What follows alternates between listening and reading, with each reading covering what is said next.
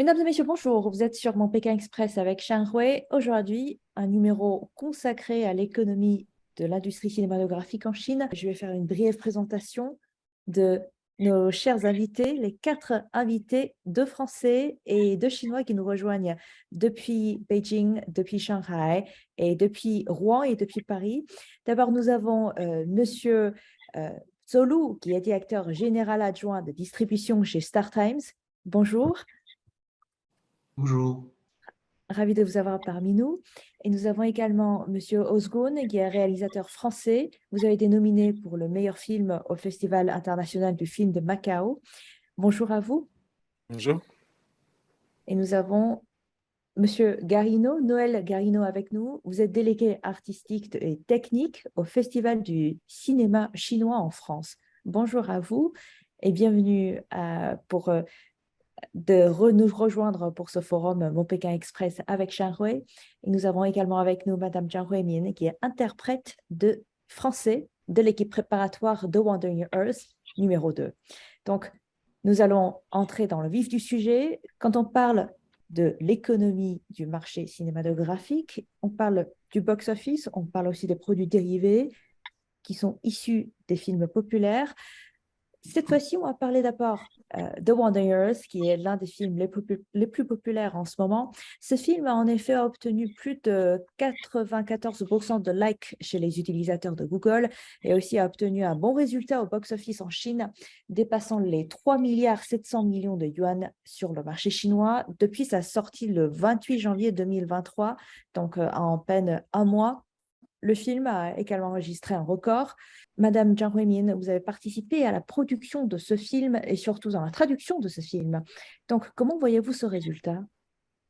Bonjour Shanhui, tout d'abord, merci pour cette invitation et j'ai le plaisir de vous partager mes impressions et mes remarques dans la production de ce film. Donc, j'ai été interprète de français de liaison chargée de la communication entre l'équipe des réalisateurs assistants et les acteurs francophones, mais aussi de la traduction des scripts, mais aussi des titres, des décors en français, tout cela. Et je suis ravie de voir le grand succès qu'a obtenu ce film, non seulement au niveau de nombre d'entrées, mais aussi au niveau de retour des spectateurs. D'après moi, le succès s'explique par tout d'abord le professionnalisme de l'équipe de production, la recherche à la perfection, ensuite la sincérité de toute l'équipe de production aussi. Par exemple, le réalisateur Guo Fan, je pense qu'il est à la fois modeste et ambitieux. Tout d'abord, je pense il attend un retour des spectateurs pas très ambitieux, je pense que c'est ça, la modestie. Donc parce qu'il a dit il espère que ce film numéro 2 est un peu meilleur que le premier film. Par contre, il attache une très grande importance au bien fondé de l'histoire, aux effets spéciaux. Il attache une très grande importance à tout ce qui est dans l'image, tout ce qui est présenté, tout ce qui sera présenté devant les yeux des spectateurs. Ensuite, je pense que le plus important, c'est que les idées clés du film sont largement reconnues par les spectateurs chinois. Là, on trouve le romantisme chinois parce que au lieu de déserter notre planète lors de la crise, on a choisi de se déplacer avec la Terre. Et aussi la valeur du film qui se différencie des films hollywoodiens qui prônent plutôt l'héroïsme. Souvent, c'est un certain héros qui va sauver le monde, alors que dans ce film, c'est la solidarité de l'humanité qui nous a aidés à sortir des crises planétaires. Et je pense que cela s'aligne sur également l'image de la Chine sur la scène internationale, l'aspiration à la paix et aussi la construction de la communauté de destin commun pour l'humanité. Donc, c'est plutôt de l'héroïsme, un autre genre d'héroïsme qui est Oui, c'est différent de ça. l'héroïsme à l'américaine, l'héroïsme individuel. C'est plutôt l'héroïsme de la communauté internationale, de Ouais, quelque chose de collectif, quoi. ouais. Je pense que cela répond également. Ouais. Monsieur Carino, vous nous rejoignez depuis Rouen, en France. Avez-vous également visionné ce film chinois The Wandering Earth 2? Et comment voyez-vous les performances du film sur la scène internationale? Je n'ai malheureusement pas encore vu le numéro 2, évidemment, ce qui est bien logique. J'avais vu le 1, évidemment, Mm. mais par contre, cela montre, cela montre que l'industrie chinoise est capable aujourd'hui de rivaliser et même de faire mieux qu'Hollywood en matière d'effets spéciaux. Et ça, c'est très, très important. Et j'espère que ce film va permettre donc, va être largement vu sur la scène internationale. Le premier avait été acheté par Netflix, qui est la chaîne de streaming, la plateforme de streaming la plus importante dans les pays occidentaux. Donc, le premier avait été donc largement vu. Et j'espère que le second va pouvoir l'être de la même façon. Le premier était spectaculaire, le second doit être encore plus spectaculaire. Justement, on revient à Monsieur Zolou, puisque là, vous travaillez justement sur la production et aussi surtout sur le côté, tout ce qui est en lien avec la distribution d'un film, surtout des distributions d'un film chinois, c'est chez Star Times. Donc, pourriez-vous nous présenter comment ça se passe, par exemple, si nous avons ce film qui est le Wandering Earth et qui va donc ensuite entrer sur la scène internationale, quels sont les processus. Donc, et nous devons à peu près attendre pendant combien de temps pour que ce film soit disponible, par exemple, à Paris, en France, ou à Burundi ou au Congo, pour que les gens puissent visionner ce film? Merci, Xianghui. Avec très grand plaisir de participer à ce programme. J'étais en Afrique dans plusieurs pays. J'ai remarqué que les Africains appréciaient vraiment des films kung-fu chinois en majorité au commencement. Ils connaissent beaucoup des acteurs karaté comme les Bruce Lee et Jackie Chan. Et maintenant, avec l'évolution des diffusions des programmes chinois en Afrique, ils ont découvert et aimé des films sociaux, car ces genres de production audiovisuelle se rapprochent de la culture africaine. Je pense comme les Africains, ils vont aussi aimer des films science-fiction chinoises comme Wandering Earth, parce que la Chine a évolué des films traditionnels des karaté chinois vers les films qui traitent des programmes sociaux de la Chine, qui va dans l'espace. C'est la révolution audiovisuelle chinoise. C'est aussi en relation avec l'évolution économique et scientifique. Effectivement, je rappelle que, Monsieur Zolou, vous avez une riche expérience de travail dans de différents pays en Afrique, comme le Burundi, la République démocratique du Congo et aussi la Côte d'Ivoire. Donc, tout à l'heure, vous nous avez présenté les types de séries et les types de cinéma, de films qui ont un grand succès, qui ont eu un grand succès sur le continent africain. Et Monsieur Ozgun, vous êtes avec nous depuis Paris. Vous avez participé dans la production de 2 films en coopération avec la Chine, qui sont Le Oui. Vol Rose et aussi Happy Night.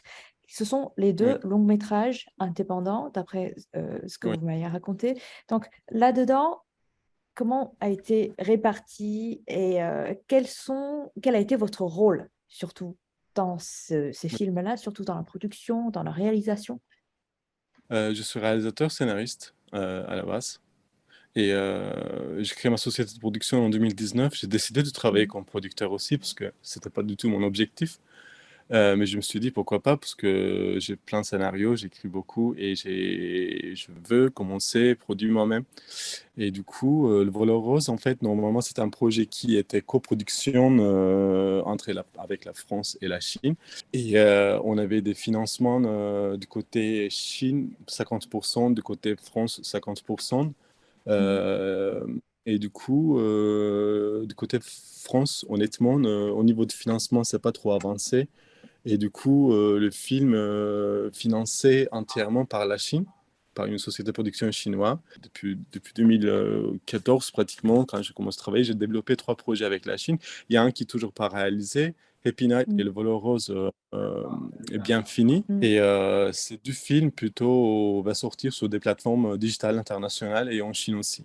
C'est intéressant ce que vous avez dit, puisque vous cherchez en permanence aussi ces coopérations, les coproductions avec toujours un partenaire qui est en dehors de la France, par exemple aux Oui. États-Unis ou en Chine. Donc, en effet, pour vous, par exemple, le coopérer avec la Chine, est-ce une clé pour entrer sur le marché international?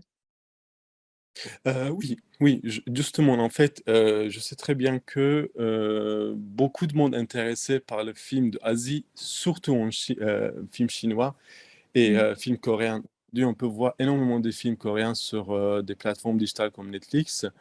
Et je sais très bien que par rapport à mon entourage, les gens intéressent beaucoup par les films chinois, mais c'est trop difficile d'accès aux bons films chinois, en fait.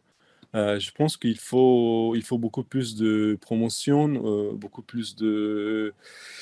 au niveau de distribution, en fait, peut-être il faut revoir tout ça et sortir parce que moi, je regarde beaucoup de films chinois sur iQIYI.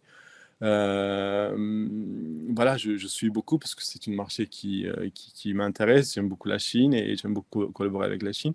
Du coup, personnellement, j'allais voir, voilà, je suis au milieu chinois. Mais Mm. pour les gens qui n'est pas capables facilement aller voir, comme moi, aller trouver des films ou certaines plateformes, c'est trop difficile à trouver sur des plateformes internationales, européennes ou occidentales. Voilà, je pense qu'il faut retravailler sur ce point pour sortir des bons films chinois un peu partout. Alors, Monsieur Garino, justement, vous êtes avec nous. Comment voyez-vous ce sujet? Et là, justement, puisque vous travaillez en France, vous travaillez dans l'industrie cinématographique, vous travaillez dans le domaine artistique et aussi technique, est-ce difficile d'avoir accès aux bons films chinois? Absolument. Mustapha a entièrement raison. Le problème que nous avons, non seulement en France, mais je pense dans la plupart des pays européens, c'est que les films chinois qui sortent sur les écrans sont des films que l'on appelle en France des films arts et essais, qu'on appelle sur le plan international des art house movies, c'est-à-dire des films qui ont été diffusés dans Ouais. les festivals occidentaux comme Berlin, Cannes ou Venise, et que les distributeurs ont remarqué. Et il y a un public donc en Europe pour ce type de film. Et c'est quasi exclusivement les seuls films chinois que l'on peut voir. On ne voit pas, malheureusement, il n'y a pas de distribution de cinéma mainstream, de films plus commerciaux, de films qui attirent un plus grand public. Et c'est ce que nous essayons de faire justement avec notre festival, le Festival du cinéma chinois en France, qui est un festival donc, qui a lieu depuis 2011. On a fait 9 éditions jusqu'à 2019.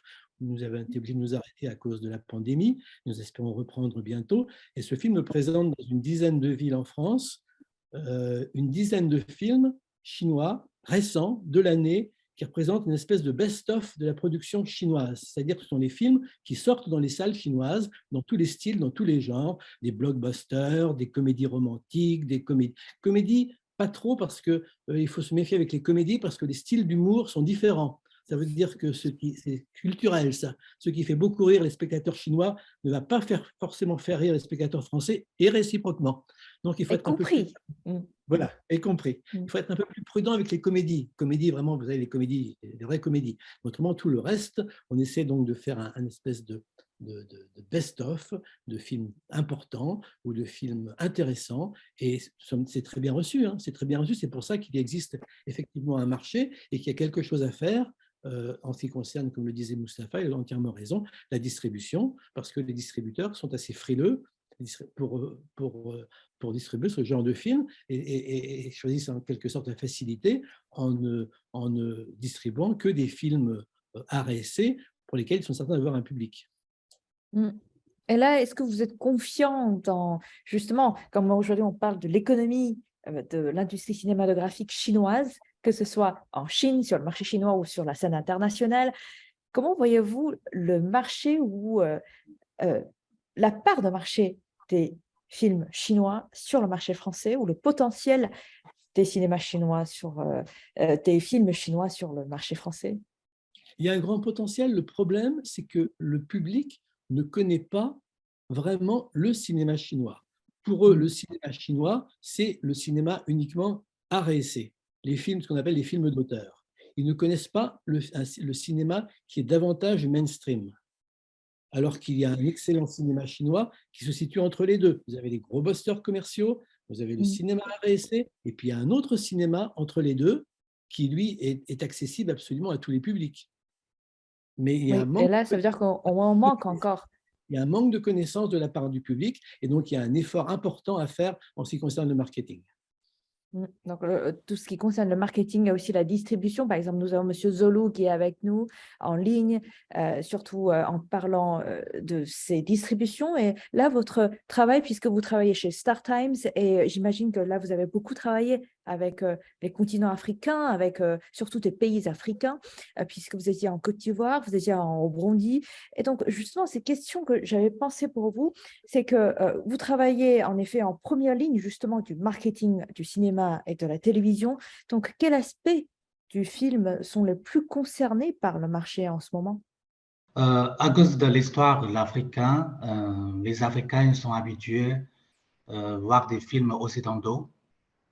Ils ont aussi la capacité de produire leur propre contenu local, surtout ces dernières années. Donc, ce qu'ils attendent, c'est de voir les films chinois qui parlent de l'information, la technologie, les voyages dans l'espace et les nouvelles techniques des Mm. productions dans le domaine, surtout l'agriculture, etc. Oui, donc là, vous avez plutôt parlé des films américains qui intéressent le public africain. Donc, puisque vous travaillez dans le marketing de ces films, comment voyez-vous justement la discussion et le sujet autour duquel nous avons discuté là depuis tout à l'heure? Comment voyez-vous aujourd'hui, qu'est-ce qu'il faut faire ou le potentiel encore du marketing des films chinois sur la scène internationale? Je pense que d'abord, il faut que les peuples africains aient l'occasion de voir les films chinois. Mm. C'est ce que StarTimes est en train de faire parce que StarTimes a un projet d'implantation de la télévision satellite pour 10 000 villages en Afrique. C'est permettre les villageois pour regarder les contenus audiovisuels du monde entier, inclus les programmes chinois. Mm. Bien sûr, StarTimes a son propre chaîne de diffusion en anglais, français, portugais, swahili, aussi en Hausa. Justement, on parlait de l'économie de l'industrie cinématographique en Chine, aussi dans le monde entier. Donc, tout à l'heure, nous avons parlé aussi de l'importance du box-office.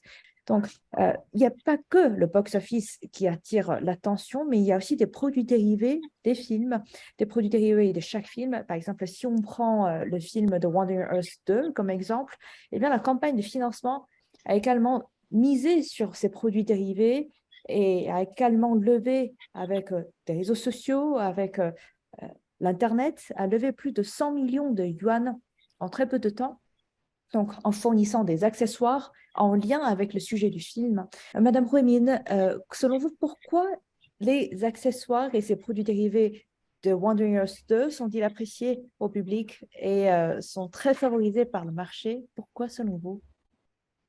D'après moi, je pense que derrière cette popularité, c'est le travail de l'équipe artistique et aussi la capacité de production qui sont approuvées par les spectateurs chinois.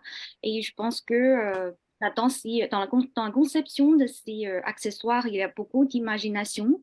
Et je pense que ces produits, ou bien ces accessoires répondent également bien à la curiosité des spectateurs sur comment l'avenir apparaît dans les films science-fiction chinois et surtout avec le développement de l'intelligence artificielle à l'avenir. Voilà, je pense que c'est la raison pour laquelle il y a cette grande popularité. Quels ont été les produits qui ont été les plus favorisés en Chine? Je pense que c'est le Frameur, c'est un portique. C'est un robot sous forme de portique détecteur, pardon. Donc, cela sert à se défendre. Il a beaucoup de fonctions.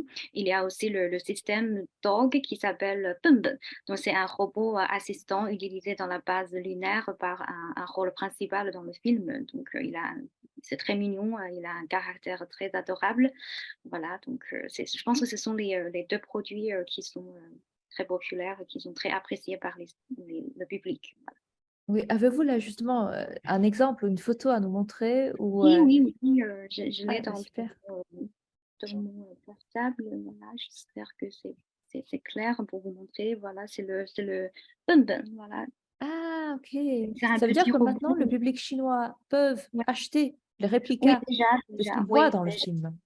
Ouais, ouais, ouais. Et il y a aussi euh, le frameur qui est sous forme de ça, comme ça, voilà. C'est une photo de ce portique, voilà. Je pense que c'est déjà disponible sur le site de vente en ligne, voilà. J'imagine que le prix aussi pour ces articles-là sont aussi apportables pour le public chinois. Oui, je connais pas exactement le prix, je pense que c'est pas très cher. Ouais. Mais- Alors justement, là, je voulais, quand on parle de l'économie, quand on parle du financement, tant qu'on parle tout ce qui est le côté économique de l'industrie cinématographique chinoise, ça serait peut-être aussi intéressant de voir aussi le potentiel du marché chinois. Justement, en quelques mots, et ça sera la dernière question pour aujourd'hui, mais pour tous les quatre, comment voyez-vous les perspectives pour la coopération cinématographique sino-française dans le futur, dans l'aspect économique? Donc d'abord, toujours pour vous, Madame Zhang Huimin, comment voyez-vous les perspectives de coopération entre les deux pays et dans quel sens vont l'économie de l'industrie cinématographique chinoise? Je pense que peut-être on pourrait prendre l'exemple de ces accessoires, peut-être. Je pense qu'il y a déjà beaucoup de spectateurs chinois qui sont déjà en France. Je pense qu'ils ont des amis français et je pense qu'avec cette communication, je pense que cela peut aider à la promotion des films chinois. Et donc, je pense qu'à cet aspect-là, on pourrait également essayer de pénétrer le marché français pour la vente de ces accessoires qui pourraient également obtenir l'appréciation des spectateurs français à travers ces accessoires. Et de plus, ils peuvent petit à petit commencer à apprécier, à regarder les films chinois. Voilà, c'est mon point de vue. Et pour vous, Monsieur Zolou, comment voyez-vous le futur de l'économie en lien avec l'industrie cinématographique chinoise? Et surtout pour vous, vous avez beaucoup travaillé aussi sur le marché international, sur le marché africain. Dans quel sens peut-on nous projeter sur le futur de l'économie? Pour nous, dans le futur, c'est de fournir des films, des documentaires, des séries, films plus approches de leur culture et de l'aider à développer les économiques tels que des documentaires qui racontaient la technologie, nouvelles technologies et des techniques qui s'approchent de l'agriculture.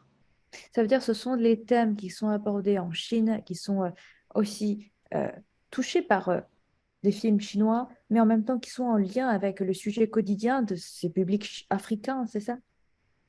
Oui. Mm. On revient avec vous, Monsieur Garino. Vous êtes en ce moment en France et vous êtes aussi délégué artistique et technique du Festival du cinéma chinois. Tout à l'heure, vous avez parlé de ces lacunes des films chinois en présentement sur le marché français. Mais comment voyez-vous le futur de ces films chinois et comment est-ce qu'on va pouvoir générer plus de revenus avec l'introduction, la présentation de plus d'images chinois, de plus de films chinois, de plus, j'espère un jour, de bons films chinois sur le marché français? Comment voyez-vous le potentiel économique de ces films sur le marché français?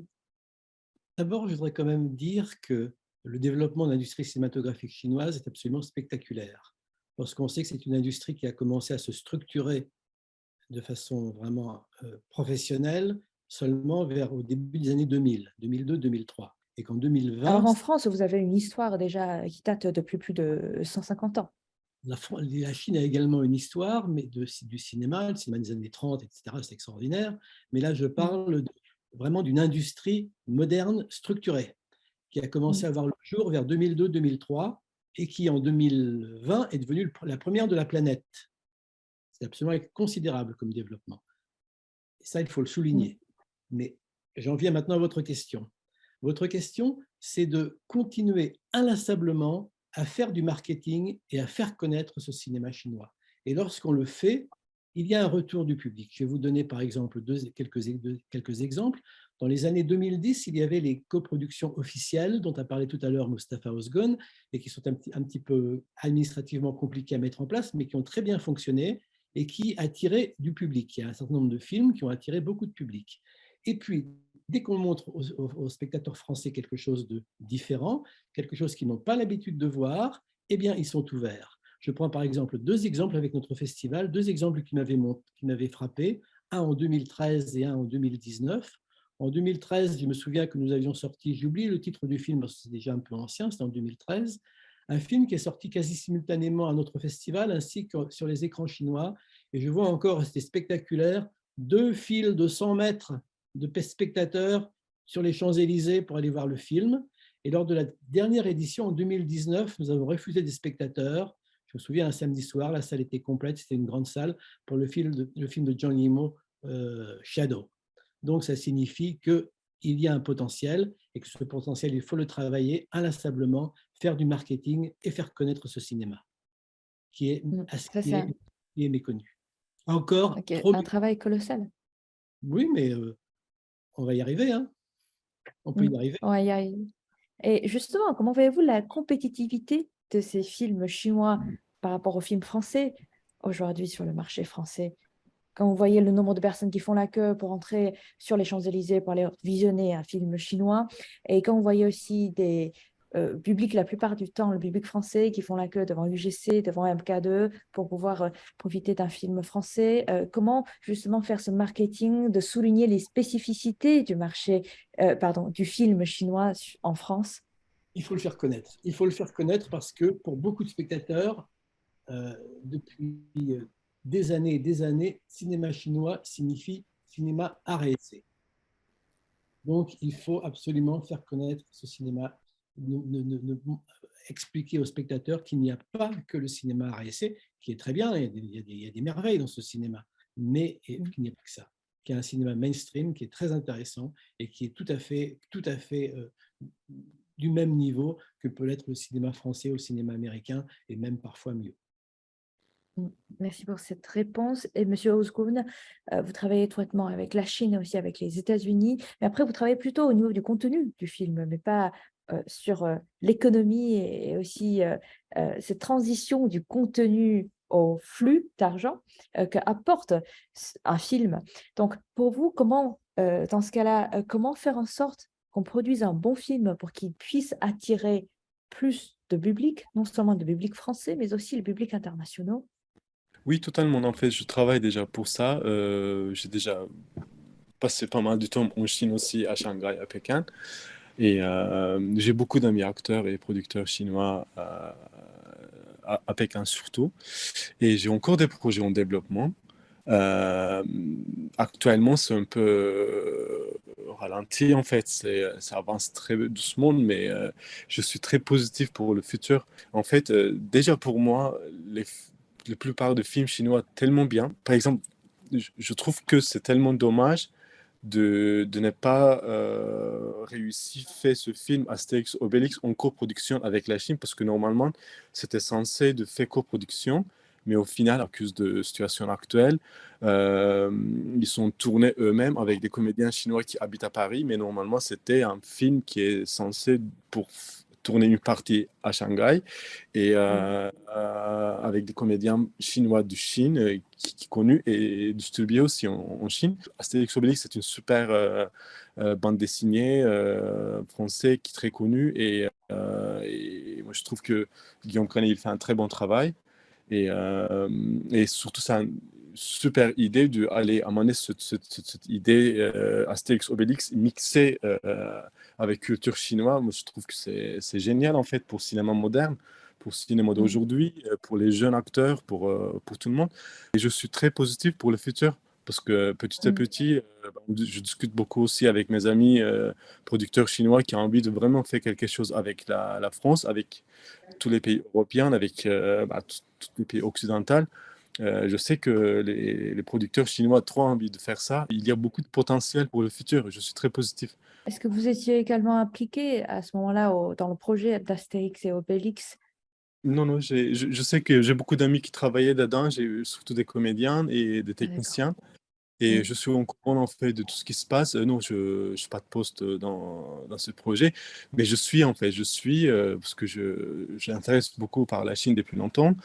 Et du coup, quand j'ai attendu ce projet depuis 2018 ou 2017, je crois, et je me suis dit, ouais, mais c'est très bonne idée de faire Astérix Mm. mixé avec cette culture chinoise qui est incroyable. Mais bon, j'ai vu déjà le film, c'est génial, hein, c'est très bien fait. Les Mm. comédiens chinois qui habitent à Paris, qui naissent grandi à Paris, ça leur permet d'avoir vraiment une très bon succès actuellement. C'est bien pour les Chinois qui habitent à Paris, voilà. Dernier mot pour Madame Zhang Huimin. Comment voyez-vous le potentiel de l'industrie cinématographique chinoise aujourd'hui avec les blockbusters comme The Wonder Years 2, qui est aujourd'hui très à la mode en Chine? Je pense que le potentiel est vraiment très grand. Je pense qu'à travers cette expérience dans le film, enfin, Wandering Earth, ou traduit en français La Terre errante, numéro 2, je pense que la capacité de production en Chine a connu un grand essor depuis ces dernières années, par exemple au niveau des effets spéciaux. Je pense que le réalisateur a coopéré principalement avec des équipes chinoises et aussi au niveau de la conception et aussi la fabrication des accessoires sont tous assurés par des entreprises chinoises. Je pense que cela pourrait montrer la capacité de production dans l'industrie cinématographique. Et je pense que les spectateurs chinois en sont très fiers pour le moment. Je pense que ça explique également la popularité de ces petits produits liés à ce film. Voilà. Et aussi au niveau de l'industrialisation du secteur cinématographique. Dans ce film, le réalisateur Gauvin a aussi fait de très grands efforts pour améliorer le niveau de l'industrialisation cinématographique de Chine. Par exemple, il a invité beaucoup de stagiaires de l'école, de l'université de cinéma de Pékin pour participer à la production du film, pour Mm. remarquer toutes les fautes qu'ils ont déjà commises pour bien améliorer le niveau de l'industrialisation. Voilà, je pense qu'il y a vraiment un grand potentiel dans ce domaine-là. Voilà. Un grand potentiel. Et en un mot très court pour nous expliquer vos attentes du marché chinois cinématographique dans le futur. Je pense que mes attentes consistent à plutôt l'histoire de l'intrigue des films, avec beaucoup de culture beaucoup de culture ou bien de valeurs chinois. Voilà, je pense que comme cela, on pourrait développer petit à petit le marché international de cette industrie voilà, de cette industrie, et aussi la capacité de production aussi. Je pense que le niveau de l'industrialisation, par exemple au niveau de l'organisation de production pendant le tournage des films, voilà, je pense que c'est très intéressant. C'est aussi mes attentes comme cela. Je pense que tous les acteurs, les équipes de production auront une expérience beaucoup plus agréable, beaucoup plus enrichie à l'avenir. Voilà, c'est comme ça. Donc, merci à tous les quatre d'avoir participé à ce forum, à cette discussion concernant l'économie de l'industrie cinématographique chinoise. Et tout à l'heure, nous avons bien sûr entendu que M. Garino a partagé ses points de vue sur l'industrie cinématographique chinoise, qui est aujourd'hui devenue de plus en plus moderne et structurée, et donc avec un grand potentiel, avec M. Ozgun sur le contenu du film et aussi les un grand potentiel de développement et de coopération, de coproduction avec les équipes chinoises, avec M. Zolu, un potentiel déjà entre la Chine et l'Afrique, et peut-être un jour entre le marché chinois et le marché européen.